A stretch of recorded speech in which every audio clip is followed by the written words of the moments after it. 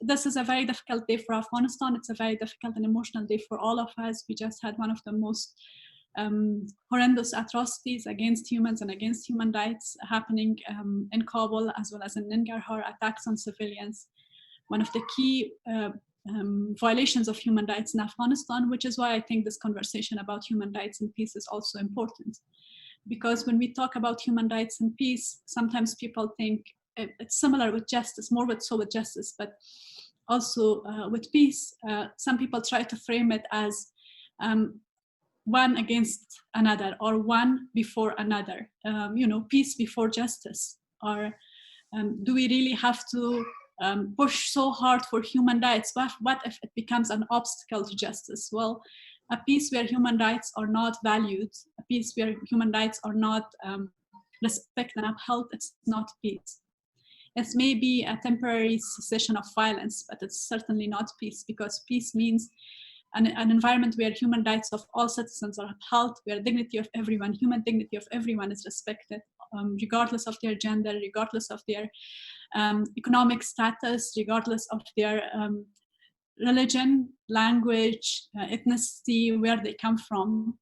Because they are human, they are entitled to be respected, to be protected by the state, and their rights are to be upheld. So when we see atrocities like today, it reminds us how difficult the human rights situation in Afghanistan is, and how urgent the need for peace is, for a real peace, because the ongoing war currently is one of the main reasons for ongoing violation of human rights.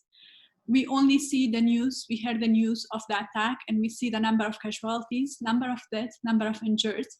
But the human rights violations continue well beyond that, because that means that now 3, 4, 5 children are now street children. They have to go out there and work, which is violating their human rights as children.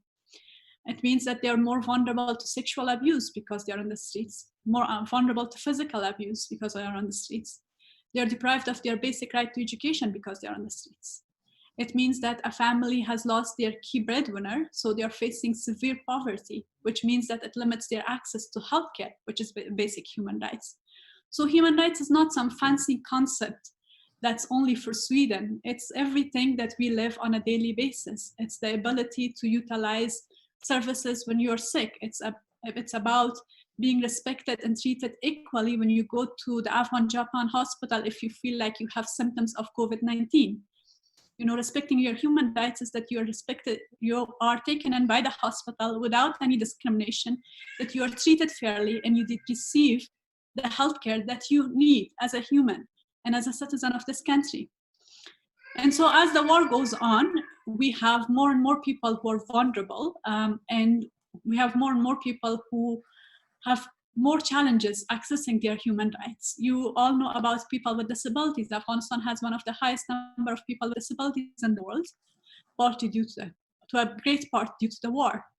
The challenges that people with disability face in this country are not a mystery to any of us. They have the greatest difficulty accessing their basic human rights on a daily basis. So for us in the Commission, the discussion of war, ending the war, peace and human rights, they are very closely intertwined.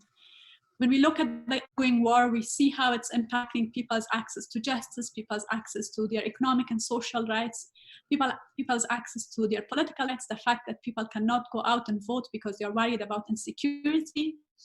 And we look at that, and then we look at what would peace mean then?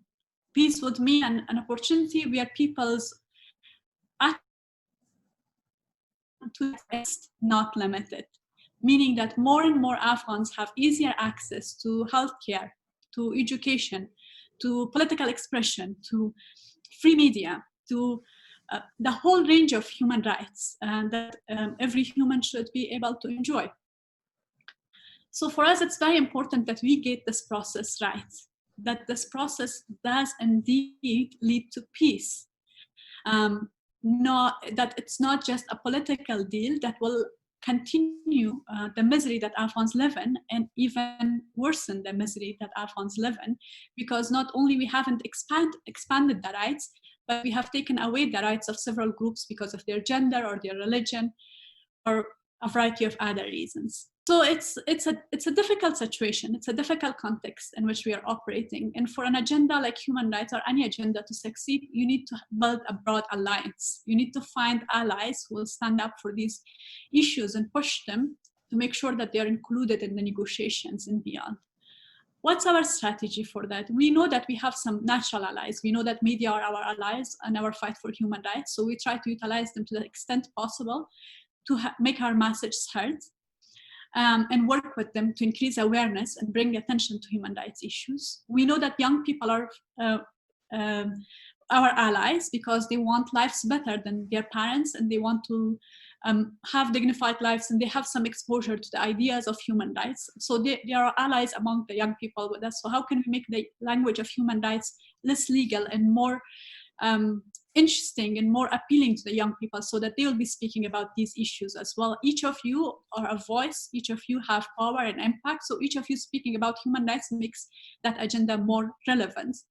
We know that women's rights organizations and the women's movement in Afghanistan, which is thankfully a very vocal and organized and mobilized movement, is on our side in terms of their commitment not only to women's rights, but beyond, to human rights as a whole, to the rights of victims. Then once we look at these, we know that colleagues and partners in European Union and some other countries stand up for human rights, so we work with them.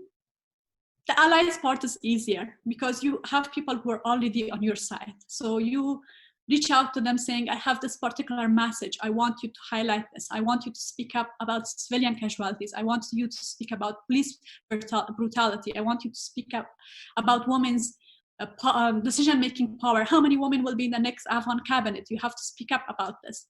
I want you to speak up about girls' access to education in areas in conflict. Then you have people who may or may not be your allies. You have to work with them. So we have to have a different strategy with those people. So I'll give you a few examples from the recent work of the Commission to just share our experience of how to push human rights agenda forward in a context of conflict. Ways for the Commission to be effective is to be seen as an important and independent institution. In a context where there's a lot of mistrust, social mistrust, and there's a lot of mistrust in institutions, that's not easy. That means that we have to continuously try to convince people that we are politically independent, that we are impartial, and that we stand up for all rights of all Afghans.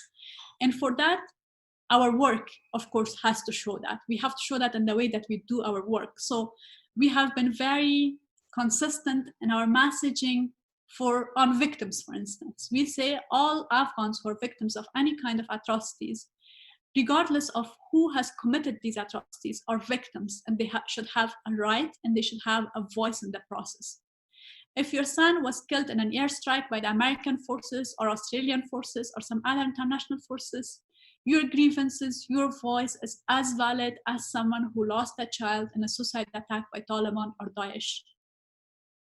It doesn't, for us, what matters is that you as a civilian should have been protected. And if you have been attacked by anyone, we will stand up for you and for your rights and for justice for you. The other complication for this work is that there's a general awareness of human rights issues, but there's not a lot of detailed technical understanding. A lot of the terms that we talk about, they are very broad. For instance, people talk about victims' inclusion in the process. What does that look like? So we have tried to create trust, build trust, and we make our voice heard by offering very clear and concise answers to these questions about what does victims' inclusion look like? What could justice look like for Afghanistan?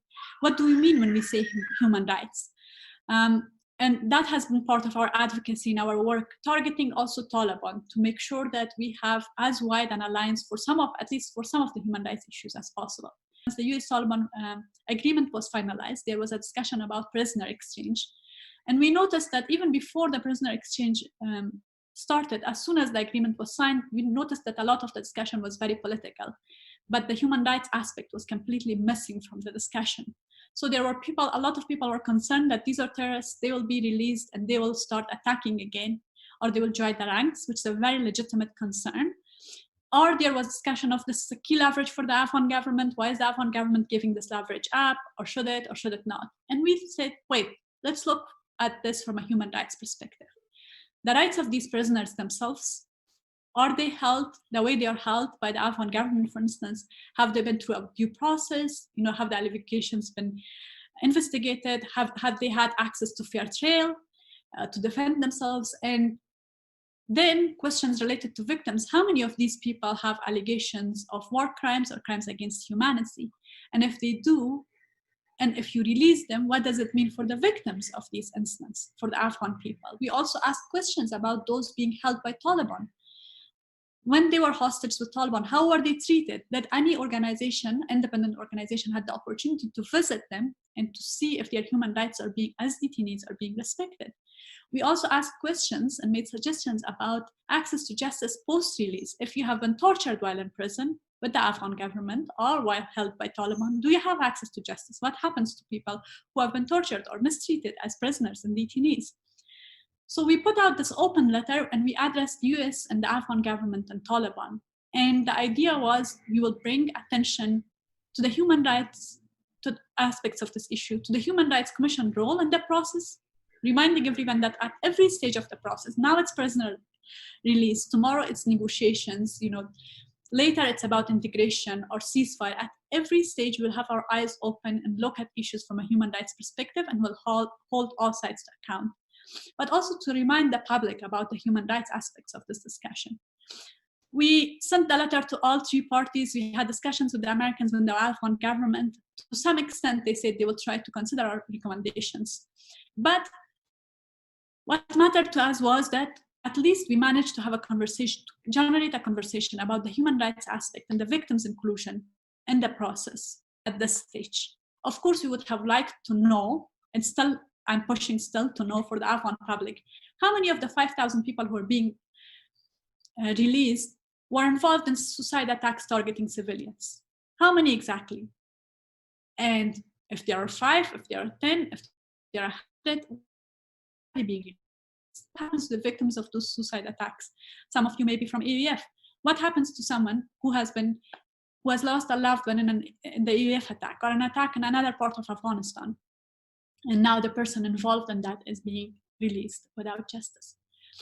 This was one example of the work that we recently did. We have currently put out a proposal with 4 specific mechanisms about victims' inclusion. We have suggested to both sides to do 4 specific activities, to endorse 4 specific mechanisms to make sure that issues of victims are included in the peace process. That doesn't necessarily mean that we want a victim to be in one of the negotiating teams, because that's too limited. How do you define a victim if only one person is allowed to be in the room?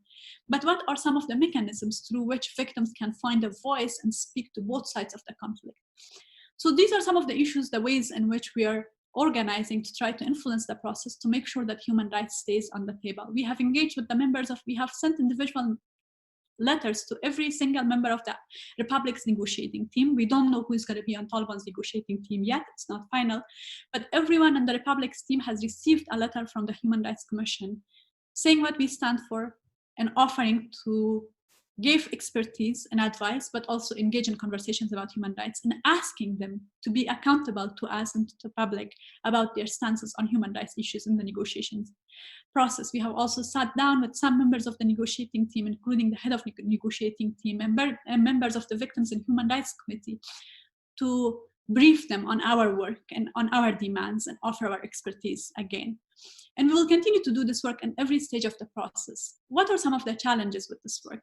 In addition to the challenge of working for human rights in a context where on a daily basis there are a whole range of human rights violations that we have to pursue and follow up on, and sometimes we can't to the extent that we should, in an environment that's very risky for our colleagues, the specific challenge that comes with the peace process is the fact that the process is so unknown to all of us. We don't know if this process will have a facilitator so that we could advocate and work with the facilitator to have some influence.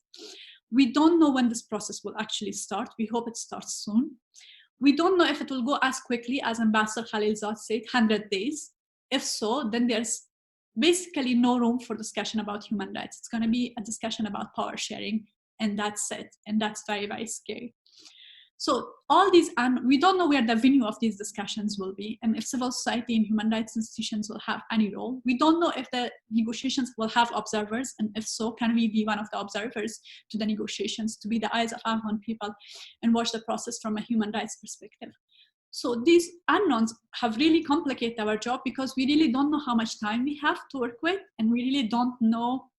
I mean, we are shooting in a dark, in a sense, because we really don't know who to really target more, because we are not clear about the roles of different countries beyond the US and the Afghan government and Taliban. So I know I could speak about this for hours, but I'll stop now, because I'm more interested to also hear your comments and your feedback and questions, and engage in a discussion. Thank you so much. This was already a very broad but very informative introduction to the hard work that you're doing and the difficult circumstances that you work on, right? Reconciliation while fighting is ongoing, advising in a process where you're not really sure whether the process is the format and the context where this discussion can actually take place, right? Whether you maybe have to acknowledge more. Thank you, and hello to Ms. Shahzad. I have a comment and a question. First of all, I'd like to let you know, well, this is very common for you, but you are one of my role models, up high in the list. And second, I want to mention that I also had my research MA thesis on the first round of the unsuccessful peace talks between Taliban and the government, and the US, which didn't bring much anyway.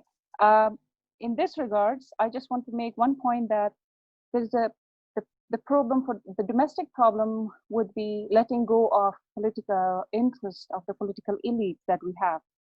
To be specific, they don't let go of their personal interests or political interests, whatever they have, so that we could get a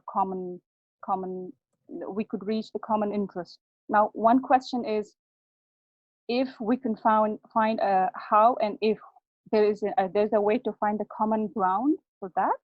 And the second one is, well, honestly, as you were giving your introduction, I had many questions writing down on my paper, but then by the time you finished, you actually answered most of them. So at the end, my second question is that, what could the Commission do beyond the sending open letters, and how binding, or I would say how influencing strong these letters could be? So would parties, or basically why would parties consider them?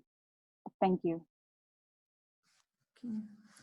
Thank you, Fariba. Should we take one more? Shahzad, I thought that's okay. And then I would ask Mahdi.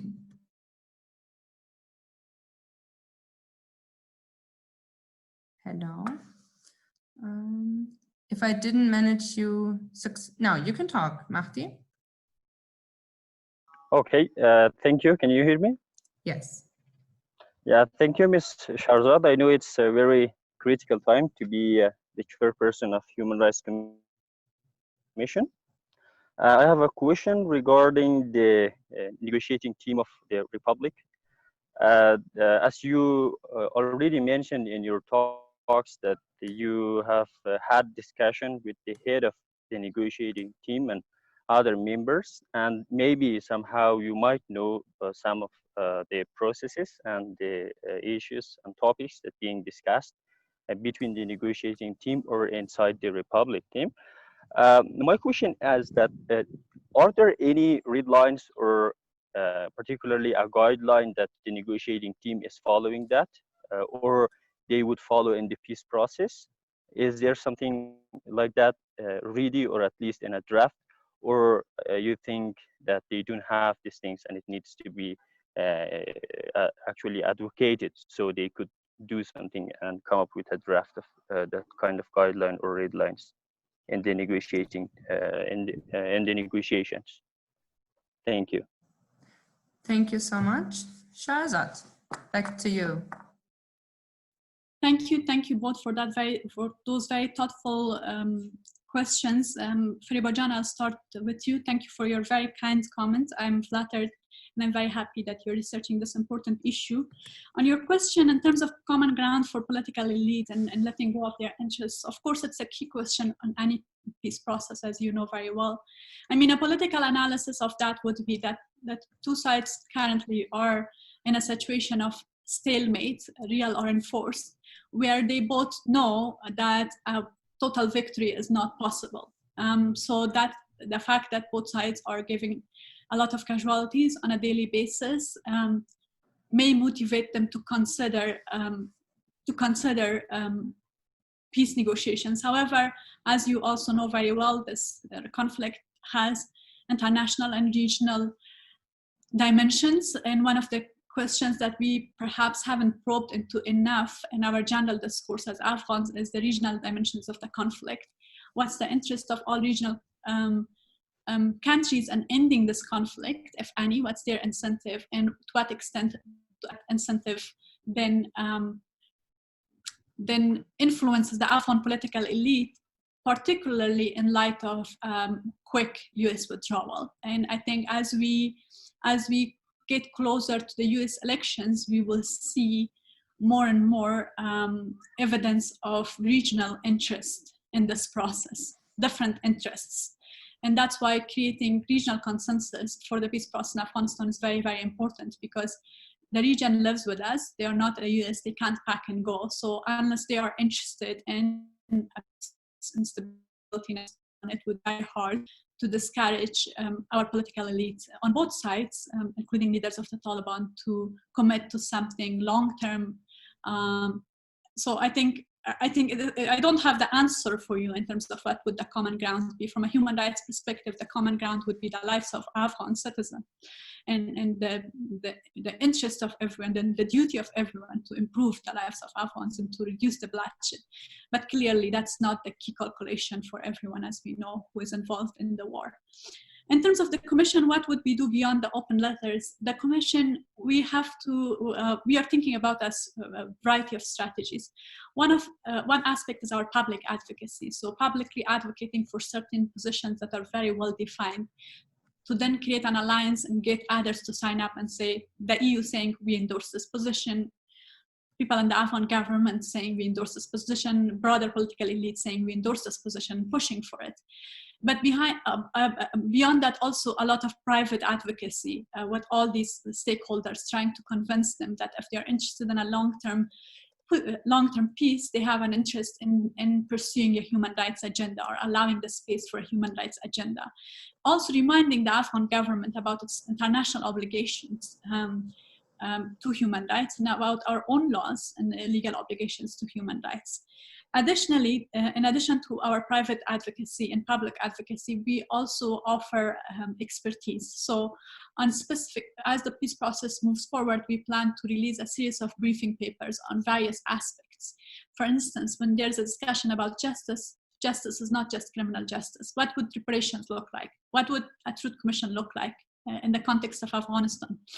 You know, how would we deal with the issue of disappearances? Because Taliban have claims that some of their people have disappeared. Afghan government claims that some of the Afghan security forces have disappeared. How do we deal with all these issues? And when it comes to reintegration of combatants, what are some of the human rights issues that we have to take into consideration? For instance, what happens with vetting? Do we, in a post-peace scenario, suddenly have no qualifications whatsoever or requirements whatsoever for who is in what position? For instance, could the next chair of Human Rights Commission be someone who was involved in planning suicide attacks? You know, what kind of deadlines do we have there? What kinds of consequences are there for crimes against humanity and war crimes?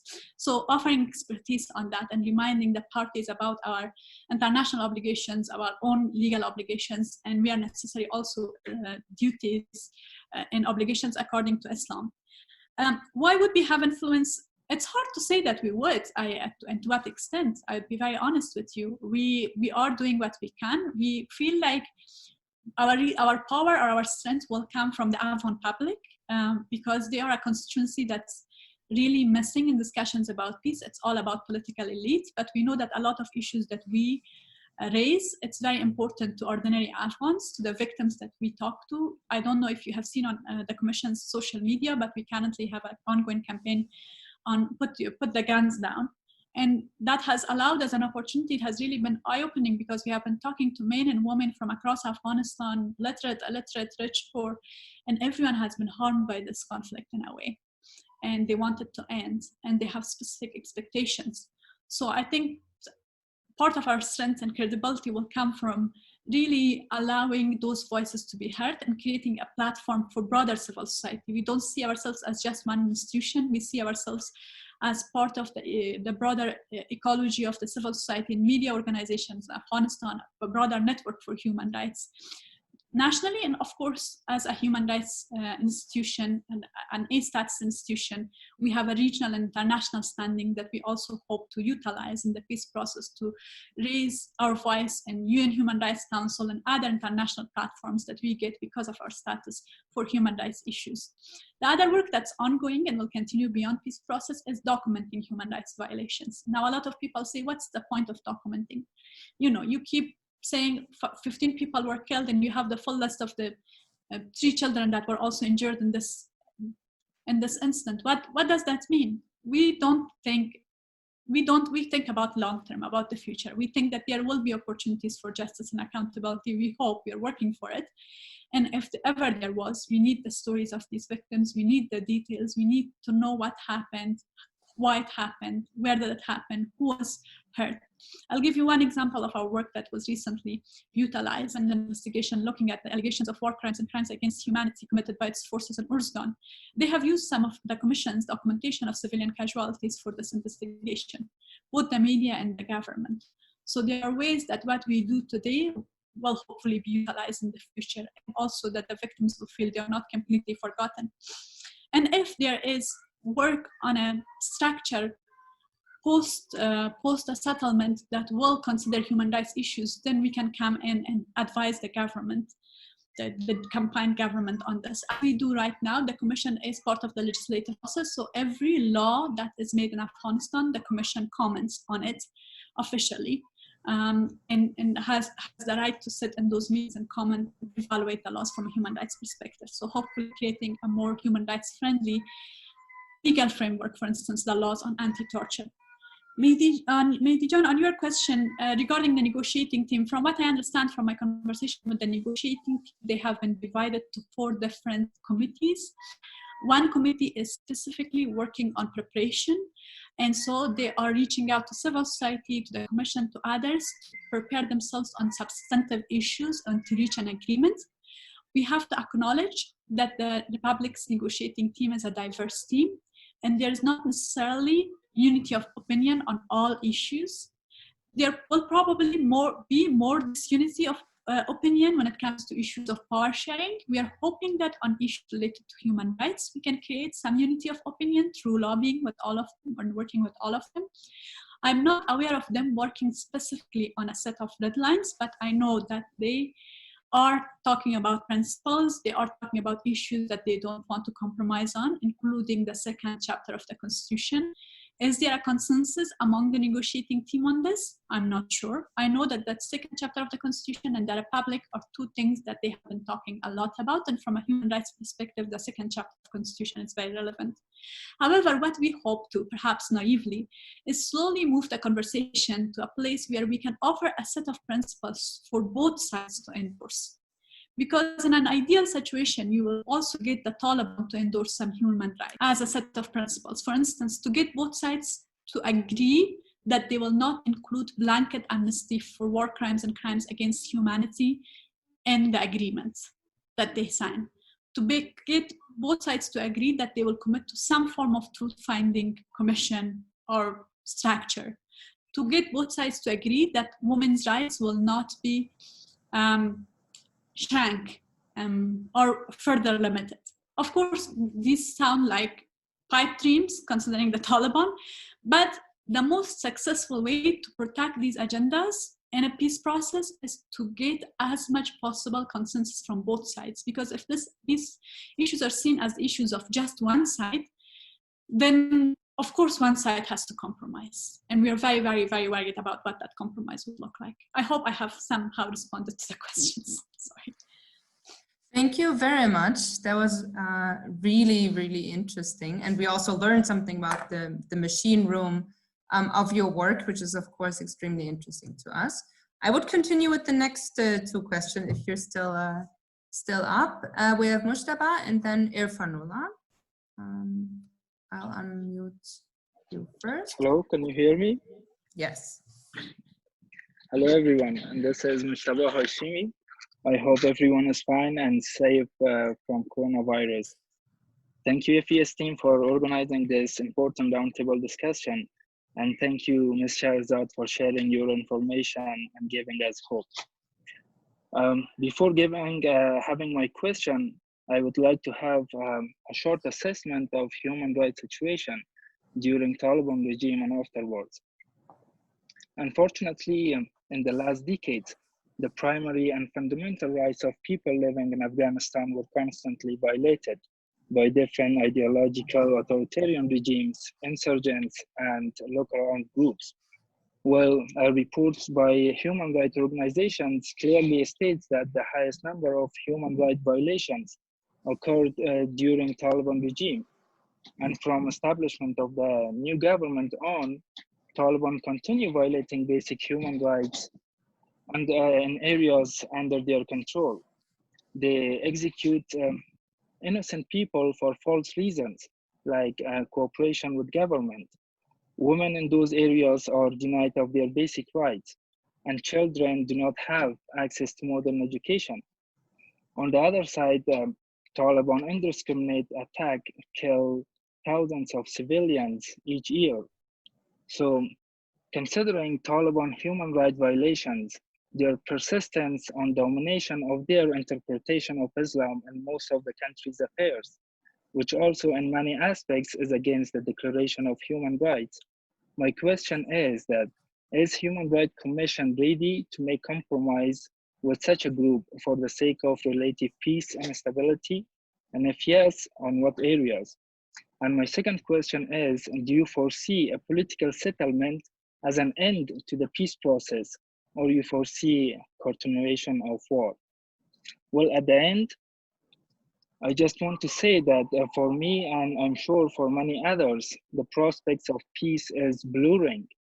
All we have is hope. But when we see the reality surrounding peace process, our hope evaporates. But we are committed to advocate for human rights, and I would like to reiterate that we will remain a reliable ally with you, Ms. Shahrzad. Thank you very much. Thank you so much. I would like to take another question, if that's okay for you, from the comment section, because I said we have some colleagues who don't have such a good connection.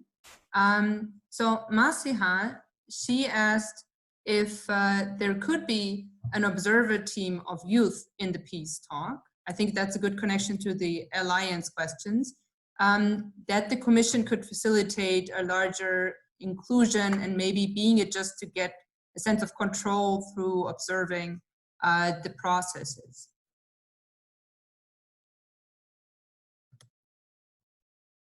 Thank you both for questions. Murtabajan, thank you. You're completely on point in terms of human rights violations with Taliban. It's well documented. It was systematic human rights violation. They systematically picked groups of people, for instance, women, half of the population, and deprived them from access to their basic human rights. Similarly with religious minorities, we have heard the horror stories by our Sikh Hindu countrymen. There were huge issues of discrimination and inequality in the way that the government was structured. So absolutely, they have a terrible human rights record from the time they were in power and continuing, and up until today. Unfortunately, we see a lot of, as you said, extrajudicial killings happening in areas under their control. Violence against women goes unpunished, or in fact is sometimes rewarded. It's a completely unacceptable, their human rights record. Where does that leave us in terms of engaging with them? That's a good question. The Commission, before we started our work, I don't have a very clear sense of, there wasn't a written policy, but the Commission was very much adapting the government's line on Taliban in terms of the way it referred to them. And from my knowledge, the Commission never directly engaged with them, at least officially, because to some extent they consider them a terrorist group. What has changed now? Why do we release this open letter and we call on Taliban as well as we call on the Afghan government, knowing Taliban's human rights record? Are we crazy and out of our mind? Well, from our perspective, if a group wants to, or publicly claims to wants to end the violence and enter into a political process, they have a set of obligations towards the public that you don't expect necessarily from a terrorist group. If you enter a political process and want to end the violence, then you have to be a responsible actor. As a responsible actor, you can't attack civilians and then claim to be engaging in peace talks. You can't continue to commit a whole range of atrocities against women and then get one of your high-ranking members, who have also serious allegations, I must say, write an op-ed in New York Times claiming and explaining to the Americans and basically the international community that you don't have a problem with human rights and women's rights. And that contradiction has to come to light. People need to be people need to be held to account. We hold the Afghan government on account every day. We had a press statement yesterday about the violence in Lahore where protesters were killed.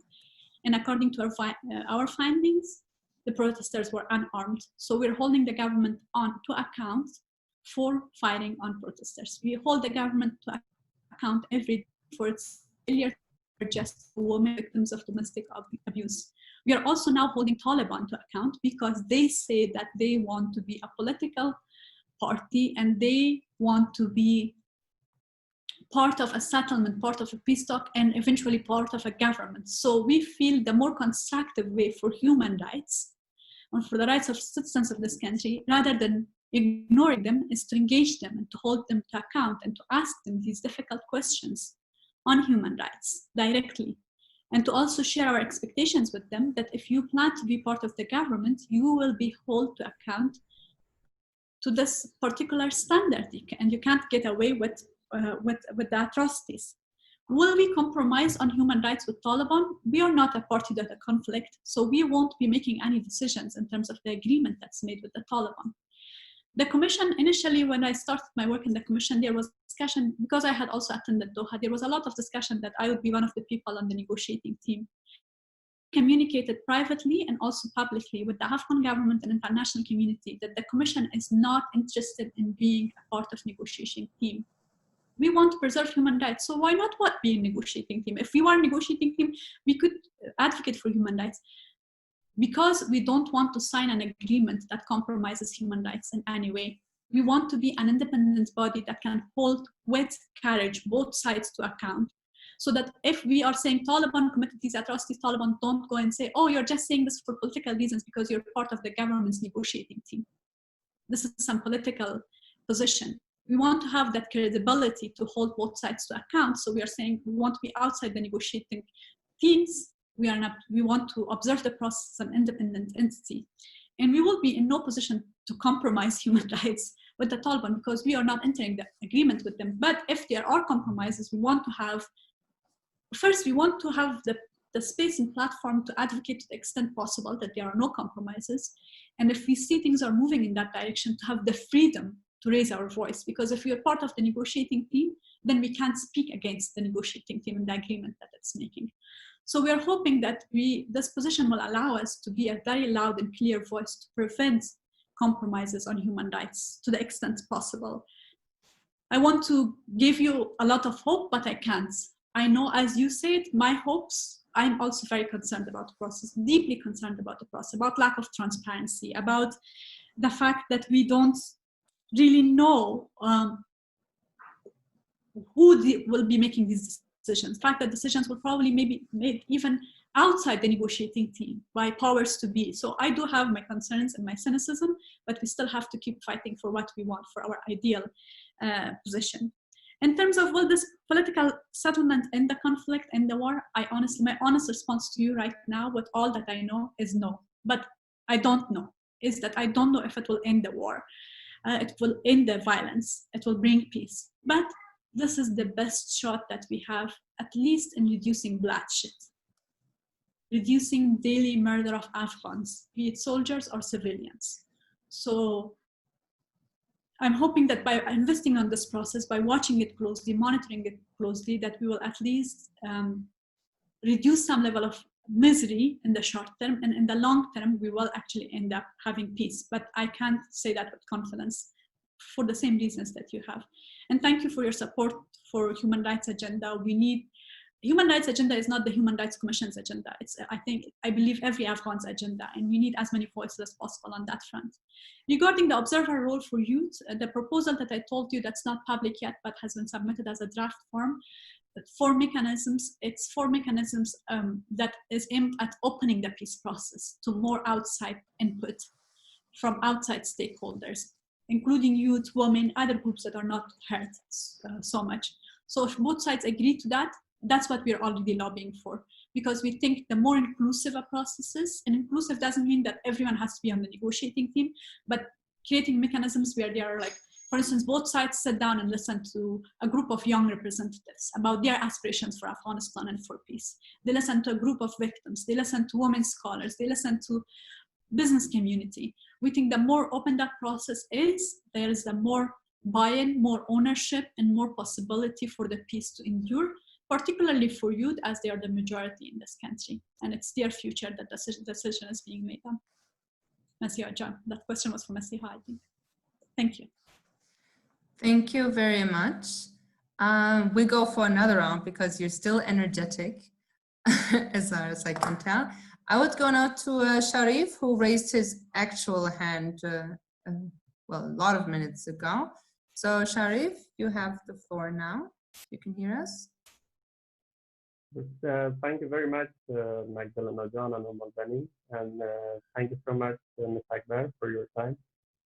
Well, my question is that considering the peace talks and these, prisoner release from both sides, how do you ensure that this families of victims inclusion is, ensured in the process? What about this Hackle app that also I read about this in a statement from Afghanistan Independent Human Rights Commission? As you may know, there might be a lot of Taliban prisoners in the Afghan prisons who might be responsible for suicide attacks, for killing tens or maybe hundreds of civilians. The questions that you mentioned earlier, these are also our questions. So what is the stance of the Commission towards these concerns that are also the concerns of ordinary citizens, the concerns of us as the civil society? What is your influence in the peace process? How will you ensure that these families of victims are consulted, they agree on this prisoner release? How they will be engaged in the process for a durable and stable peace? Thank you. Thank you. And then Atifa, and then we still have one more round, if that's okay for you, Shahrazad. But at least you can say that there is no interest. We hardly have like such an active group. Atifa? Banin for organizing the session, and thank you, Ms. Shahrazad, for such a huge, good presentation. I enjoyed it a lot, and the question was a lot, that it's decreasing. They will explain everything. So I have got these questions. I hope some of them are not repeated, but if it's repeated, you can just skip because my internet connection wasn't very good. So the first question is that, can we even claim anyone on the process of the people we lost? For instance, today we lost so many people, and they in the province, in the Kabul. Can we claim someone for the losses? Can we claim Afghanistan government? Or is it failure of our people, failure of the government, or a failure of international allies or interference from the US or any other party who tries to save their own benefits with the kind of war or the kind of brutality they create inside Afghanistan. And what can we do to stop the sort of brutality which is going on, whether it's in benefit of any country or in benefit of any terrorist group? And the other question is, how can our youth play an active role in the peace process or in the human rights agenda? I mean, the kind of movement Afghanistan is facing now. Youths are very active and very energetic. You're an example of it. But how can we manage this crisis time and play an active and effective role for that? And the last question is, we every day since 2001, at least I remember that Taliban by then didn't have much recognition as they have today. Like each country tried to take them serious. Each political party tried to take them serious, tried to engage them in a high talk, try to give them a platform to come and talk, try to take them serious, come and debate. Isn't it very risky for us? And why they are getting serious recognitions every day? How could we decrease their role to be more serious than this that they are now? Thank you very much. Thank you. Shahrazad. Thank you for very thoughtful questions, Sharif and Atifa. I'm not sure if I can answer all of them. They are also very difficult questions for this process. In terms of, Sharif, I think your question broadly is about victims' rights, be it Haqq al-Abdi, but also broader issues of justice. How do we ensure issues of justice receive the attention that they do? Issues of justice is one of the hardest issues in the peace processes. And if you look at the experience of many different countries, many of them have failed in the peace process to give the due attention to justice, which has meant that the conflict then has gone on in one form or other. So while it's an essential issue for peace, it often doesn't deserve the attention that it needs, because often all sides have an interest to sweep issues of justice and rights of victims under the rug as a difficult, thorny issue and move forward.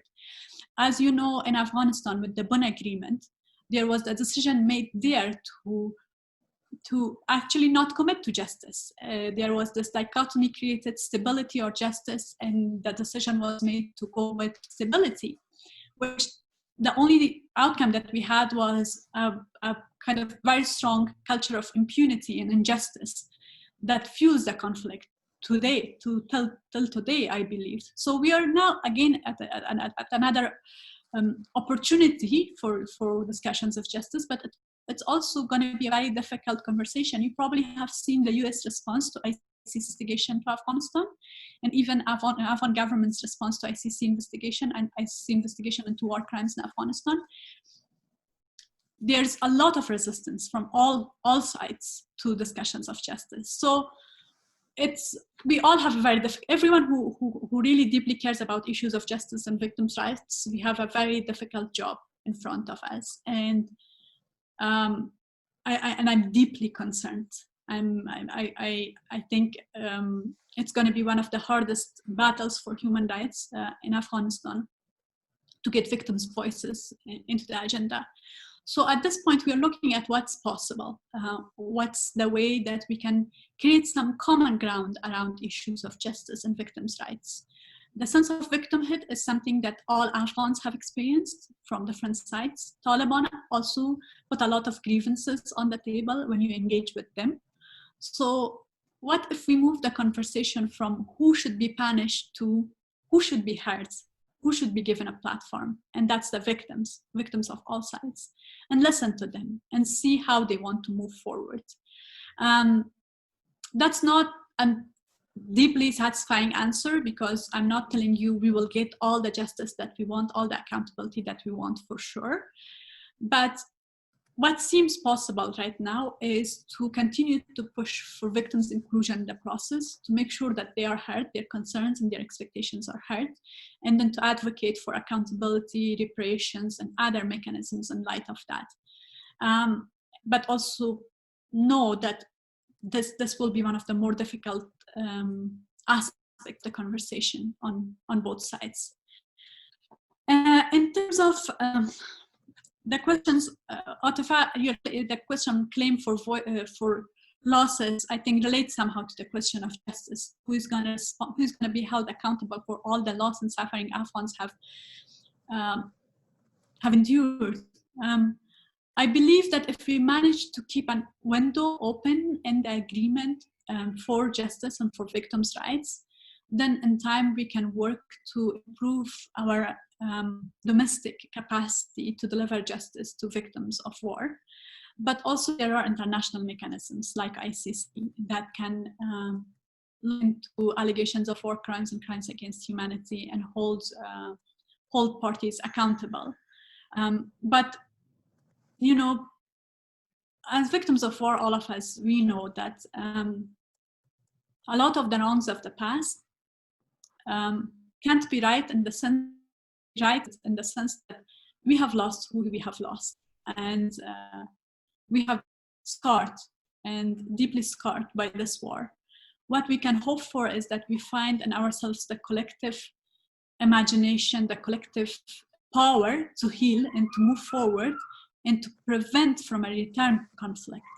That would be the biggest win, that if we can prevent from a return to a culture of revenge, to a return to conflict, and if we can save lives moving forward. In terms of youth and their role in the process, I think leave every voice counts. Watch the process closely, observe every step, educate yourself about it, read about it as much as possible, different perspectives. Engage, talk about issues that matter to you, the kind of Afghanistan that you want to live in 5 years from now, 3 years from now, the issues that matter to you as an individual, as a citizen.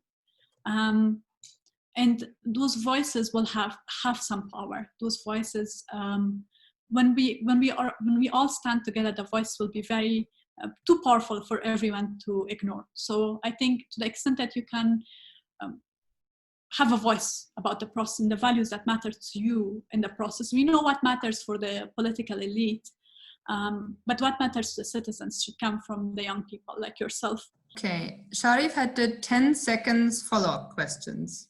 Your time is now. Yes, thank you very much, Ms. Akbar, for the thought. The other question from my side is that I'm asking this to you as an Afghan youth, not as the chairperson of the IHRC. It's because I'm also writing a piece on this. What are the compromises that you as an Afghan think that we can afford? It's, for example, if it's the justice, yes, we can afford that in a bit. But if it's, for example, about the women's rights, no, we cannot. What are exactly the compromises that you personally think that Afghans can afford to seal this peace agreement? Thank you. Okay, if it's okay for you, Shahzad, because that was actually a new question, but I'm so glad that Sharif raised it, because this was one of the questions that we asked the applicants for the YLF program to actually come up with ideas. And so this is, of course, a question that we are interested, but I would take Irfanullah as well, because he's waited for a long time, and I'm also sure he has some very interesting thoughts to share with us. Irfanullah. Thank you, Ms. Magdalena and Ms. Shahzad. I assume that there are moral grounds in order to come to the peace talk tables to ensure the peace intentions of both the parties, such as the government, assure that they really want peace by offering ceasefire and release of prisoners. So my real question is that how can we assume that the Taliban are really into the peace talks? Because all we see is that one-sided efforts, as each time the government continues to find a way to negotiate, Taliban violates these agreements. How can we guarantee to ensure persistent peace, peace talks and steps taken by both the parties rather than just one-sided effort? What does the release of prisoners imply when there is no ceasefire and stop to the killing of Afghan people and civilians? Are there any accountable parties to ensure that peace, or otherwise it would be just a negligence of the risk and threats by the Taliban? Thank you so much. I think these two questions are hand in glove. So we're looking forward to your response, Shaza. Thank you, Sharif and Irfan. Both are very difficult questions. In terms of compromises, as a citizen, what do I think? I think if we look at the process and we look at the demand of the Taliban, that might provide us with some clarity. If Taliban claim that one of their key demands is withdrawal of international troops, that's something that has already been approved of. That's that's been agreed on. That's already something that Taliban have gained from the process. It's not so clear, as Irfan said, what the Afghan public has gained from the process so far in terms of reduction of violence or a ceasefire, but it's clear that Taliban have gained one of their key demands, which is getting the international community to agree to a withdrawal from Afghanistan. And they justified a lot of their war against the Afghan government on the grounds of foreign presence in the country.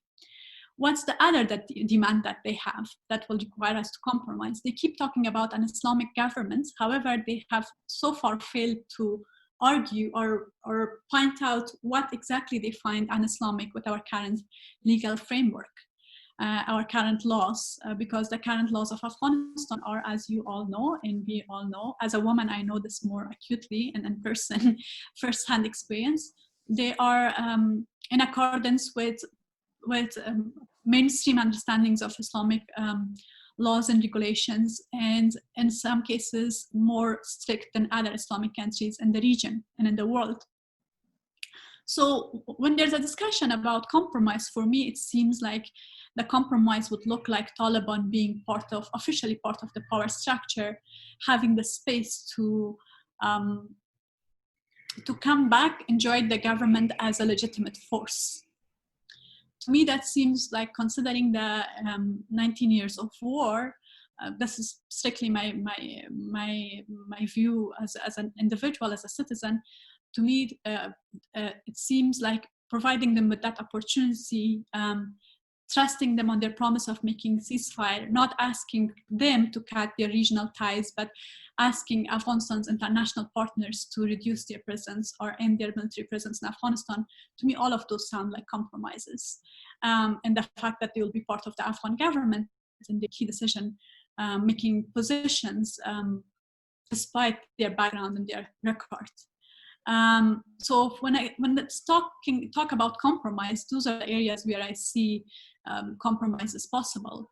No one is in a position to compromise or forgive any of the sides, not just the Taliban, the Americans, the international forces, the Afghan government, and the Taliban on behalf of the victims. I don't have that right. No one has given me or you or anyone that right to offer that forgiveness on behalf of the victims, on behalf of the people of Afghanistan. No one is also authorized to say, okay, we are going to give half of the legal rights of Afghan women away because it's a compromise. Who gives you that kind of power to compromise the rights of citizens? That's not a power that you have. So that's what compromise seems to me like. Of course, that is an indication of how difficult this peace process will be, because compromise to Taliban might seem like changing the whole order of the state. It might seem like that. So reaching common ground will not be easy. And Irfan, your question about how can we be sure that Taliban are serious about their intentions for peace, and that it's not a one-sided attempt by the Afghan government or by our international colleagues. It's very hard to say. You already see that the US government agreement has so many hiccups in implementation. Neither of the sides seem to think that the agreement is being implemented. Both sides are accusing the other side of violating the agreement. So this shows the challenges of a peace process. It's very, very difficult unless you really create an inclusive process and you take the time that's required to make peace, and you have a whole of society conversation. you may end up with a piece of paper, but who will ensure that piece of paper will be respected by both sides? There is the role of international guarantors, that's very important. There's the issue of monitoring of commitments, that's very, very important. Horrific, heartbreaking incident in Kabul. When I last checked before I joined this call, I saw, I don't know if it's confirmed yet, but that Taliban haven't taken responsibility. How can we ensure that that violence does not continue? Because someone in the region or in the world has an interest in continued violence, regardless of a peace agreement with Taliban. So those are very difficult questions. I don't have answers for them, but what alternatives do we have? That's what I always ask myself. If we don't give peace talks a try, what alternatives do we have? Continue to bloodshed, that doesn't seem like a good alternative to me, which is why we are trying to make this work, but that with no guarantee that it will. Honestly, it's very hard to say. Our collective effort can make a difference, but it's hard to say with confidence. You know, everyone is serious about peace, and peace will come. It's hard to say that. I wish I could say that. We have the last 2 questions. Then you fulfilled your duty. But I think like everybody is really excited how rich the discussion is, and I'm really like we all appreciate that we take the time and allow for concerns and suggestions to be vented or at least like brought out. So first Zakira and then Zaina. Yeah.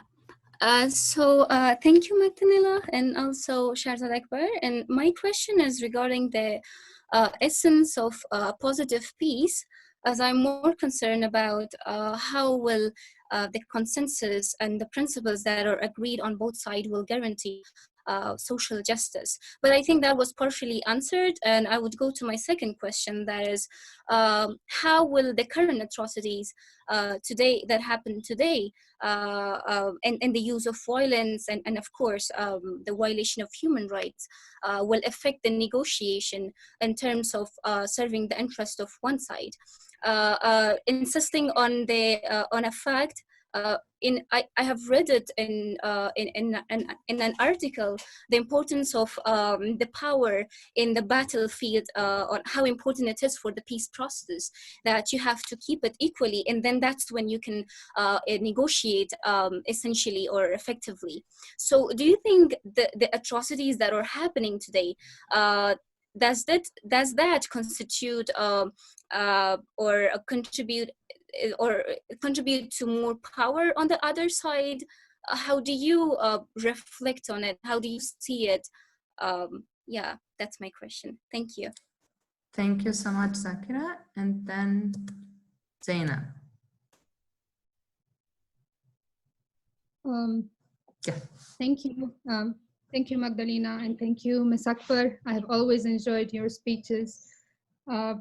My question goes to the current situation of the government. So what I have been following so far in the peace process is that Taliban are reaching out to different regional and international alliances, and they are getting stronger day by day, and they are using their military option or whatsoever to just empower themselves and become stronger. And they are even readier than us for the intra-Afghan negotiations. What really concerns me in this process is the current situation of our government, which really relates to the human rights as well. The international community has been so confused how to communicate with the government because we have a lot of problems going on, and we still don't know what the internal structure of our current government is, what compromises our political parties between each other are having, and the constitutional oppositionists that they call themselves, or that we as youth are seeing them, are having some demands. But at the same time, they are forgetting the point that we are weakening ourselves, and we are really not ready for the upcoming intra-Afghan negotiations that should have taken place a month or so before, but that is delayed because of the problems and hurdles inside the government. And if we relate it to the human rights perspective, at the end of the day, the public is being affected by all these commissions or talks between the elites that's not having a positive response.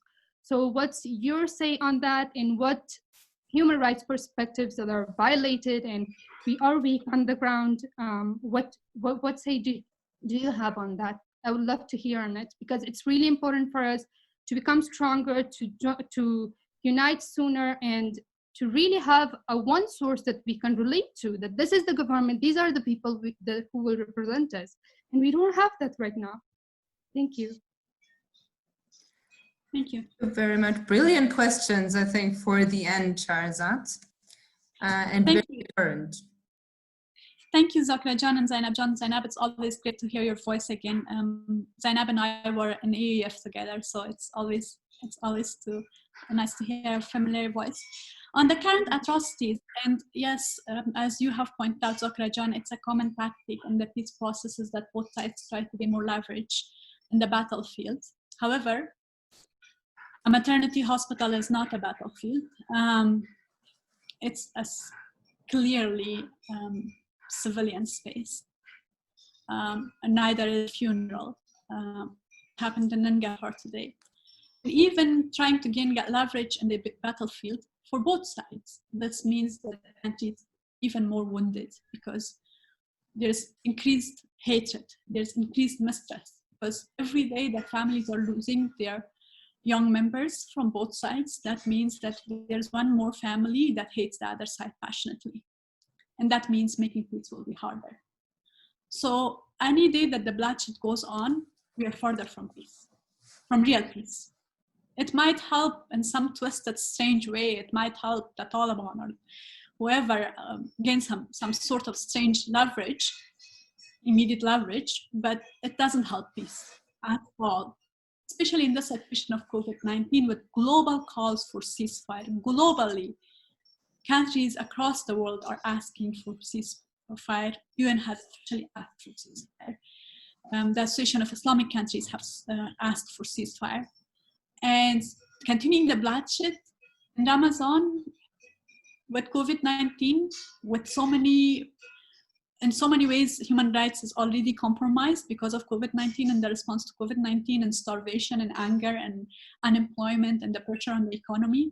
Continuing this bloodshed, targeting civilians, just means that we are more wounded, and it makes it less easier to make peace and to heal as a society. Any day that violence goes on, we are a more wounded nation. We are a more scared, mistrustful nation, and that means it's harder for us to achieve peace, unfortunately. So I hope that process stop for the sake of Afghanistan, for the sake of peace. And if people are serious about peace, they will stop that process, especially the attacks on civilians, but violence generally. Zainab, I fully understand and appreciate your frustration with the current political situation. It's very frustrating to watch as a citizen. The Commission went out and observed the day of elections. When I made the decision that we will send out our colleagues to observe election day, it was a very, very difficult decision. I was very new in my job, and I knew that I'm taking a huge responsibility because Taliban had directly threatened the process and people participating in the process. So by sending my colleagues out to observe and vote, I was putting them in harm's way potentially. And we went through that elections day, and I personally went, and I think I observed elections in Kabul and more than 10 polling stations, not knowing if I'll go back alive in the end of the day to my own son. And with all that sacrifice that Afghans paid, the fact that we have been in this political situation for months and months while we have a peace process in front of us, and we have been divided and fragmented, it's completely unacceptable and very, very disappointing. And of course, it has implications for ordinary Afghans. What can we do about it, the Commission? We can't do much. It's a discussion entirely among the political elite. We have not been called in to advise or consult. We haven't also offered this because we feel like the conversation is not so much about how to improve governance for Afghans. It's more about claims that are being made by the political leaders on all sides about their right to power. It has been frustrating to watch. We have tried to keep doing what we do while all of this is going on.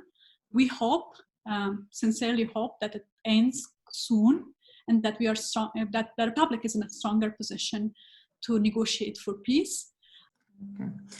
Thank you very much, especially with the flexibility and also discussing day-to-day politics while everything is evolving outside. That was extremely rich and helpful, I think, for us to learn from you. I think I was really impressed also, I hope you too, but the questions and the thoughts, you see that we don't only think about going to the beaches. This YLF cohort is also very, very ambitious. I have one question for you that I think is also interesting for a YLFs. All of them are on Facebook. I think a lot of them are on Twitter. How do we learn, continue to get like knowledge, insights, information from the Commission? Do you have a newsletter? How can we stay in touch? Thank you, Magdalena, for that question. The Commission is on Facebook, on Instagram, and on Twitter, so we are active there, all these 3 places. We just also released a set of phone numbers for our colleagues because people are working from lockdown, because a lot of our referrals were in-person referrals, so they're referrals in the past, but now you can call and raise an issue if you see discrimination or abuse or violation, or you just want to check in. We have a very active, I hope, media team, so you can send them questions on Facebook and on Twitter for them to respond on our positions if you want clarification on our stances, etc. And I also try to be accessible on Twitter to the extent possible, humanly possible. Sometimes it gets overwhelming. So yes. But before we end, if there are no questions, I also want to thank you for giving me this opportunity. Thank FES and YLF, and also thank everyone for their patience and interest. It's very encouraging and heartening for me how deep and sophisticated your understanding of the process and the issues are. It really shows Afghanistan has changed a great deal in the past 18 years. You know, that you are thinking about some of the biggest and most important issues of this country in ways that are very sophisticated and very nuanced, and that makes me very hopeful, despite the challenges that we have, that the fight for human rights in Afghanistan has many people to stand up for it, many strong voices of the young people. And this was one of the best discussions that I have had, honestly. I wish some of you were negotiating on our behalf. So